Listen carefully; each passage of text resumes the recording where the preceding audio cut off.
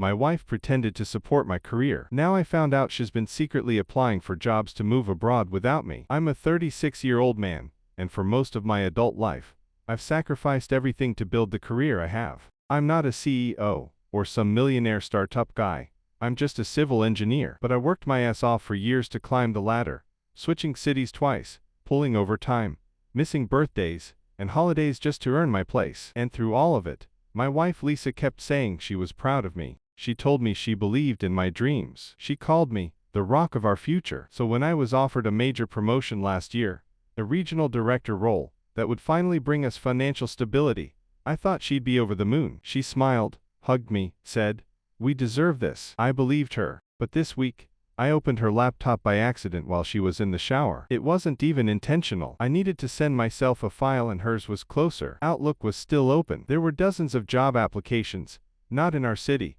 not even in our country. She had applied to 5 jobs in Canada, 3 in Sweden, and 2 in Australia. All full-time, long-term positions, all without telling me a word. And then I saw the emails. One of them said, "I'm not sure how to break it to my husband yet, but I need to start over somewhere else." Alone, she was planning a new life behind my back. I stared at the screen, frozen. That one line, "I'm not sure how to break it to my husband yet," looped in my head like a broken record. I scrolled through the rest of the thread. It wasn't a one-time message. It was an ongoing conversation with a woman named Chloe, someone she used to work with years ago, and who had apparently moved to Montreal. Lisa had confided everything to her, not to me. In her emails, she said things like, "I feel suffocated here. He's obsessed with work. I don't want to be a wife anymore. I want to be someone. I've already done the supportive partner thing. I'm done waiting for it to be my turn." I felt like I'd been punched in the stomach. She had smiled in my face, hugged me, said she was proud of me. Meanwhile, she was planning to disappear, to start over alone. I sat on the edge of the bed for at least an hour, her laptop beside me, heart pounding. I could hear the water running in the bathroom. I could hear her humming, like nothing was wrong. And then she came out, wrapped in a towel, smiling. "Hey babe, did you order dinner?" I didn't even respond. I just looked at her and said, "How long have you been planning to leave me?" Her face went blank. She froze mid-step, eyes darting toward the laptop. She didn't even try to lie. She just sat down on the floor, like her legs gave out. "I was going to tell you," she whispered. "I just didn't know how." Didn't know how? We had been married for 7 years. We'd moved twice for my work. I had supported her through to career changes, when she wanted to find herself. I paid off her student loans. I took care of her when her mother died. I loved this woman. And now I was hearing that she wanted to leave the life we built because she felt suffocated. I asked her straight out, "Were you planning to divorce me, or just vanish with a new job, and let me figure it out later?" She didn't answer. Instead, she started crying, hard. The kind of crying that feels too practiced, too convenient. She said, "I just wanted options. I wasn't going to actually leave. I just wanted to feel like I had something for myself again." I asked her why she didn't tell me, why she didn't ask for a break, or therapy, or even a real conversation. Her answer, "Because you would have talked me out of it." Like always. That hit me harder than anything else. Not just because it was unfair, but because deep down, she believed it. She saw me not as a partner, but as a wall in her way. She went on, "I didn't want to hurt you, but I feel like I don't exist anymore. You've built this whole life around your career, and I've just faded. I don't want to be your cheerleader anymore. I want to be someone." Those words shattered something in me. I had never asked her to give up her dreams. I had encouraged her, paid for her coding boot camp, helped her with interview prep, when she wanted to switch industries. But somehow, in her mind, I had become the villain, the obstacle. She admitted she had already been on 2 Zoom interviews. One of them went well, really well. The job in Canada was hers if she wanted it. She just hadn't accepted yet. She was waiting for the right moment to tell me. That moment was never coming. She was going to slip away, piece by piece,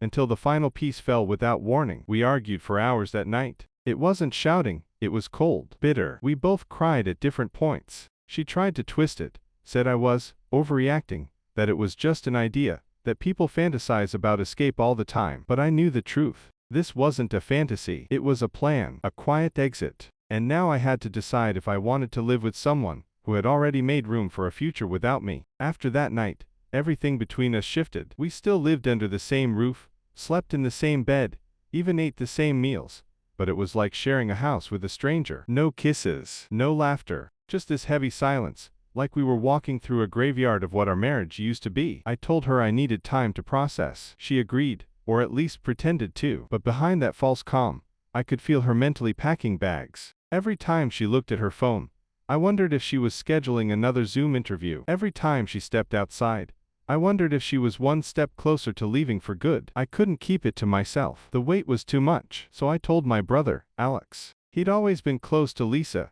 He even introduced us back in college. When I told him the full story, her secret applications, the emails, the planned move without a word, he was silent for a long time. Then he said, "Dude, that's not just betrayal. That's sabotage." He was furious. Said I should kick her out immediately, change the locks, file for separation. But I wasn't ready to nuke everything. Not yet. I still wanted to understand why. Lisa, for her part, tried to spin it. She made it sound like a midlife crisis, like something every person goes through. "It's not about you," she kept saying. "It's about me. I just need to breathe." Then she started telling people her version of the story. I didn't know at first, until my mom called me in tears. "Why didn't you tell us things were so bad?" she asked. Apparently, Lisa had reached out to her and said I'd become emotionally distant, that she felt trapped in a marriage where she didn't matter, and that I was so focused on my career I didn't even notice she was struggling. I felt like I was being gaslit on all fronts. Lisa wasn't just preparing to leave me,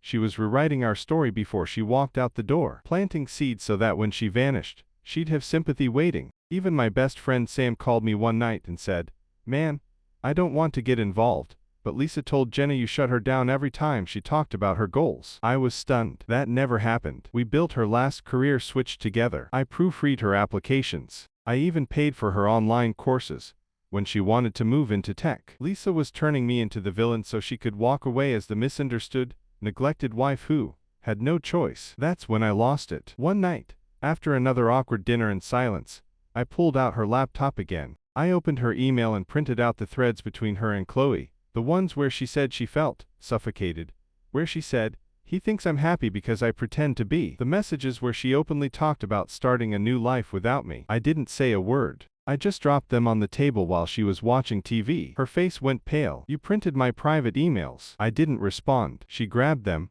skimmed through, then slammed them down. "So what? You want to humiliate me now?" I said, "No. I want you to stop lying about me to people who actually care about us. I want you to own what you're doing." She exploded, said I was controlling, that I'd always made her feel small, that this marriage had always been about me. I laughed bitterly. "If I made you feel small, it's because I spent years lifting you up, only to realize you were using me as a stepping stone to escape." We didn't speak for the rest of the night. The next morning, she was gone. Not fully gone, just gone for the day. No note, no text. She didn't come back until midnight, reeking of wine and tension. I asked her where she'd been. She said, "Out breathing." She had stopped hiding it. She wasn't apologizing anymore. 2 days later, I got a call from Chloe. I didn't even know how she got my number. She left a voicemail. "Look, I don't want to get between you two, but Lisa's not well. She's been saying some worrying things. Maybe she needs space more than she needs marriage." That was it. The tipping point. My wife was planning her exit with a cheering section behind her. And the man who sacrificed everything for this marriage. I was just collateral damage. But if she wanted a clean break, she was going to have to ask for it. And say the words to my face. Because I wasn't going to carry this pain in silence anymore. 2 days after that voicemail from Chloe, I told Lisa we needed to talk. No more walking around the silence like it wasn't tearing us apart. No more pretending we were still a couple just because we happened to share a kitchen and a bed. I told her to sit down in the living room. She walked in, looking exhausted, phone in hand, hair up in a messy bun like she hadn't slept. I didn't yell. I didn't accuse. I just asked, calmly and clearly, "Do you want to leave this marriage, Lisa?" Her reaction wasn't anger. It wasn't even sadness. It was this numb, resigned shrug. "I don't know," she said. Maybe. That, maybe, was the most painful answer she could have given, because it wasn't about us anymore. It was about her trying to figure out if she had the courage to walk away without looking like the bad guy. So I told her the truth. I said, "If you want to go, go. But you don't get to sneak out the back door and leave me to clean up your story. You don't get to leave quietly and make me the villain in front of our friends and family." She looked at me, wide-eyed. "What are you talking about?" That's when I told her I knew she had been reaching out to people, planting her version of the narrative. She denied it at first,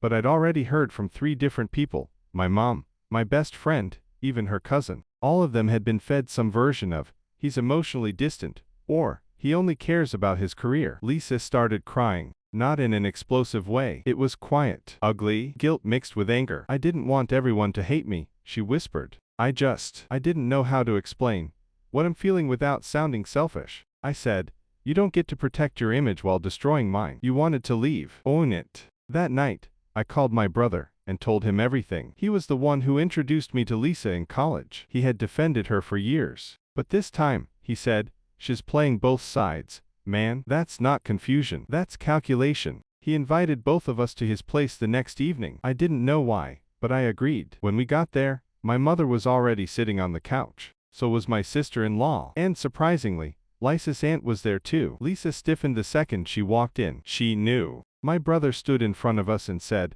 we're not here to scream or take sides. We're here for the truth. Lisa, you owe it to everyone, to be honest. Lisa looked around. Everyone she respected was sitting there, watching her, waiting. She tried. She really did. I've been unhappy, she said. I feel like I lost myself in this marriage. He works constantly. He doesn't even notice when I'm not okay. But then her aunt cut in. You don't get to say that when you've been sending resumes to companies in other countries behind his back. You weren't trying to fix this. You were trying to disappear. Silence. Then my mother reached into her bag and handed Lisa a printed letter. It was mine. I'd written it the night before. A calm, detailed account of everything I had discovered, the job applications, the emails to Chloe, the message where she said, I need to start over. Alone. Lisa read it in silence, her hands trembling. When she looked up, her mascara was smudged. I didn't want it to go this far, she said. I didn't want to hurt anyone. I told her, you didn't want to be the bad guy. That's not the same. The room stayed quiet. My brother finally said, is there any part of you that still wants to fix this? Or are you already gone? Lisa didn't answer. She just stood up, walked out of the house, and didn't come home that night. The next day, she started packing. No big speech, no fight, just quiet movements, one drawer at a time. When I asked where she was going, she said, I booked a one-way flight to Montreal. I'm going to stay with Chloe for a while. That was it. No goodbye. No thank you. No sorry. Just an empty closet, a closed door, and a marriage that she walked out of like it was a job she quit without notice. And I stood in the silence she left behind, realizing she never planned to say goodbye, because in her mind, she was already gone. After she left, the silence in the apartment was unbearable, not just because she was gone, but because everything she left behind screamed that she had once been there. Her scarf hanging on the chair, her favorite mug in the sink, a half-empty bottle of shampoo in the shower. I didn't touch any of it for days. I couldn't. It was like she'd ghosted our life mid-scene, and I was stuck standing in the ruins trying to make sense of the script. At first, I thought I'd feel relief. She was gone. The lying was over. The manipulation, the secret interviews, the conversations behind my back, they were done. But what I felt instead was humiliation. I'd spent years thinking I had a partner. I sacrificed nights, weekends, and peace of mind thinking I was building a future for both of us. And now, everyone around us knew. I had been blindsided. My wife had mentally left months before her body ever did. It didn't take long for the questions to start. My mom called every day. She wanted to know if I was okay, if Lisa had said anything else, if there was hope for reconciliation. My brother, less subtle, told me, she's gone, man, and she never looked back. Stop torturing yourself. But the hardest part wasn't the pity, it was the speculation. People started choosing sides, quietly at first, then openly. Some said Lisa had always seemed restless. Others asked if I'd been too obsessed with work to see the signs. One of her friends even messaged me directly, saying she didn't feel heard. She felt like a trophy wife to your career. A trophy wife. She was the one who didn't want kids yet. She was the one who told me to take the promotion, who celebrated with champagne when I got the role. I had turned down opportunities in other cities because she didn't want to move again. And now I was the man who didn't listen. No one talked about the emails I found, the plans to leave me without a word, the job offer she pursued while kissing me goodnight and saying,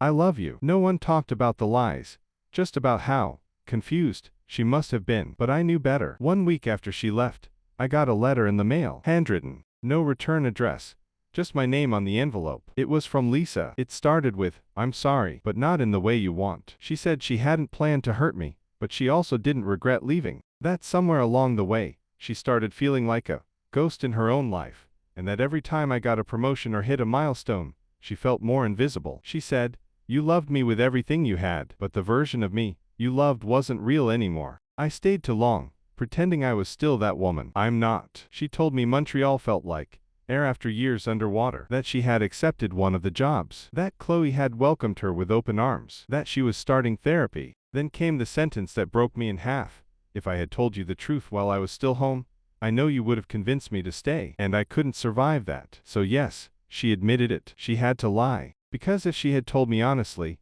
if she had let me hold her hand, and say, "We'll work through this," she might be stayed. And she didn't want to. She closed the letter with, "Please don't hate me. I just couldn't live someone else's dream anymore." Someone else's dream. I read that line over and over again, realizing it was the clearest truth she'd ever given me. We had been building my dream. She'd been silently building the courage to leave the whole time. I didn't respond to the letter. I didn't call. I didn't email. I boxed up the rest of her stuff and left it with her cousin. Deleted every photo, unfollowed her on everything. I had to erase the version of her I had loved, because she never really existed. And yet every night when I lay down, I still hear her voice saying, "I'm proud of you." And I wonder how many of those words were lies too. It's been for months since Lisa left, for months since the door shut without a goodbye, since she boarded a plane to a new life and never looked back. People always say time heals. That's not true. Time just numbs. The first week, I couldn't breathe. The second week, I couldn't sleep. By the third, I started deleting reminders of her like they were infections, her contacts,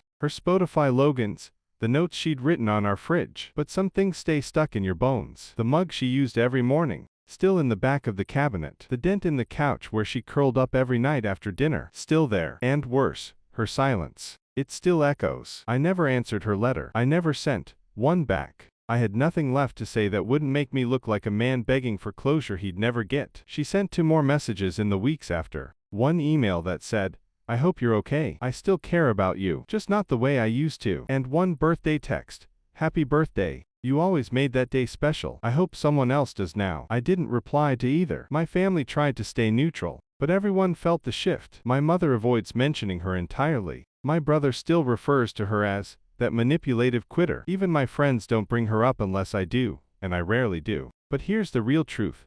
What hurt the most wasn't that she left. It was how she left. She didn't storm out during a fight. She didn't break down in tears confessing she was unhappy. She smiled. She kissed me. She cheered when I succeeded. And all the while, she was plotting an exit. Quietly, strategically, with job interviews and rehearsed excuses, and carefully written emails to friends. She built a life raft behind my back while telling me the boat was steady. The betrayal wasn't loud. It was quiet, chilling. It was the kind that makes you question everything. I found myself replaying our entire marriage backwards, wondering how long she had been drifting. When did the shift begin? Was it when I got promoted? When we moved into the bigger apartment? When I worked late 3 nights in a row to close a project? Was there ever a version of our life where she would have chosen to stay? I don't think so. I think she was always going to leave. She just didn't have the courage to do it until something better showed up. And that's the part one can't forgive. Not the leaving, but the waiting. Waiting for the perfect moment. The next job offer. The next city. Waiting for me to be distracted enough that she could walk out clean. I've started therapy. It's helped.